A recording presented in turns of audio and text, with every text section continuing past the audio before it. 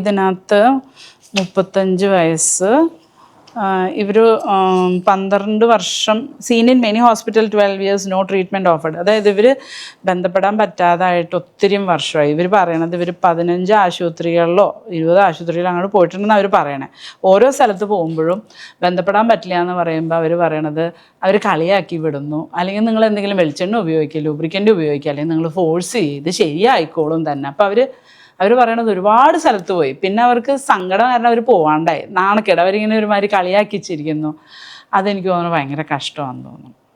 നമ്മൾ ഇവരുടെ അടുത്ത് ഭയങ്കര നോൺ ജഡ്ജ്മെൻ്റലി ഒരു എംപത്തറ്റിക് ആയിരിക്കണം. അവർ ഉണ്ടാക്കുന്ന പ്രശ്നമല്ലല്ലോ, it is actually a real problem. ഈ തിക്ക് ഹൈമൻ ഉണ്ടാവുന്ന പെയിന്, അതുകൊണ്ട് പെയിൻ ഇൻഫ്ലിക്റ്റ് ചെയ്ത് കഴിയുമ്പോൾ മസിൽസ് ടൈറ്റ് ആകുമ്പോൾ പെയിൻ, അല്ലെങ്കിൽ ആങ്സൈറ്റി കൊണ്ടുള്ള പെയിൻ, അല്ലെങ്കിൽ ഇപ്പോൾ സെക്ഷൽ അബ്യൂസ്, ആ പെയിനൊക്കെ ആക്ച്വലി ഭയങ്കര റിയലാണ്. അതിനെ നമ്മൾ അക്നോളജ് ചെയ്യണം. ട്രീറ്റ് ചെയ്യാൻ പറ്റിയില്ലെങ്കിൽ അതിനെ ശരിക്കും അക്നോളജ് ചെയ്യാമെങ്കിലും വേണം. അപ്പോൾ അവർ ആക്ച്വലി ഭയങ്കര ഹാപ്പി ആയിരുന്നു, ഞങ്ങൾ മര്യാദയ്ക്ക് അവരെ ട്രീറ്റ് ചെയ്തു. പിന്നെ അവർക്ക് വൈഫിന് anxiety disorder, panic attacks, guilt, ഇങ്ങനത്തെ കുറേ ഇഷ്യൂ ഉണ്ടായി, കുട്ടികൾ ഉണ്ടാവാത്തതിൻ്റെ ഗിൽറ്റ്. ഹസ്ബൻഡിന് ഇൻസോംനിയ, ആങ്സൈറ്റി, ആൾക്ക് ഉറക്കമില്ല, ആങ്സൈറ്റി ഡെവലപ്പ് ചെയ്തു. ഉറക്കമില്ലാത്തതിൻ്റെ ഒരു കാരണം സെക്ഷുവലിൻ്റെ പ്രശ്നമായിരിക്കണം മേ ബി, കാരണം സെക്ഷുവൽ സാറ്റിസ്ഫാക്ഷനും ഇൻറ്റിമസിയും ഒക്കെ ഇതിന് ഭയങ്കര ഉറക്കത്തിന് ഭയങ്കര ഇമ്പോർട്ടൻ്റാണ്.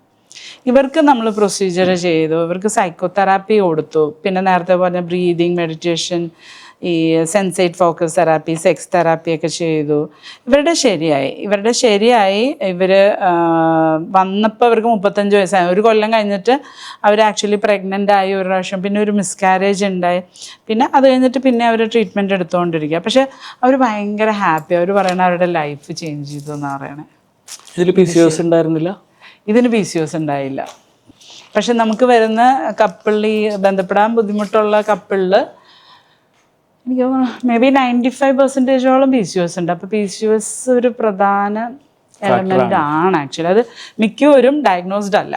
കാരണം നമ്മളിവിടെ എന്ത് ചെയ്യുമെന്ന് വെച്ചാൽ സ്കാൻ ചെയ്യാൻ പറ്റില്ല, വെജൈനൽ സ്കാൻ ഇവർക്ക് പെയിൻ ആയതുകൊണ്ട്. അപ്പം നമ്മൾ അനസ്തീഷ്യൽ ഈ ഹൈമനെക്ടമി, ഫെൻഡൻസ് ഒക്കെ ചെയ്യുന്ന സമയത്ത് ആ അനസ്തീഷ്യയിൽ സ്കാൻ ചെയ്യും. അപ്പോൾ അവർക്ക് പെയിൻ ഉണ്ടാവില്ല. അപ്പോഴാണ് നമുക്ക് ആ ഡയഗ്നോസിസ് കിട്ടണത്. അപ്പം മിക്കവർക്കും കിട്ടും. പ്ലസ് നമ്മൾ ഇവരുടെ ഹോർമോൺസ് എല്ലാവരുടെയും നോക്കും. അപ്പം മിക്കവർക്കും ഈസ്ട്രജൻ കുറവ്, LH-FSH റേഷ്യോ ഓൾട്ടേർഡ്, ടെസ്റ്റോസ്റ്ററോൺ കൂടുതൽ, അതൊക്കെ കിട്ടും. അപ്പോൾ അവർക്ക് പലർക്കും സിംറ്റം തിരിച്ചറിയാത്തവർ, റെഗുലർലി പീരീഡ് വരുന്നവരുണ്ട്, PCOS ഉള്ള, മെലിഞ്ഞ PCOS ഉണ്ട്. അപ്പോൾ പലപ്പോഴും നമ്മളിത് ചെയ്യുമ്പോഴാണ് അത്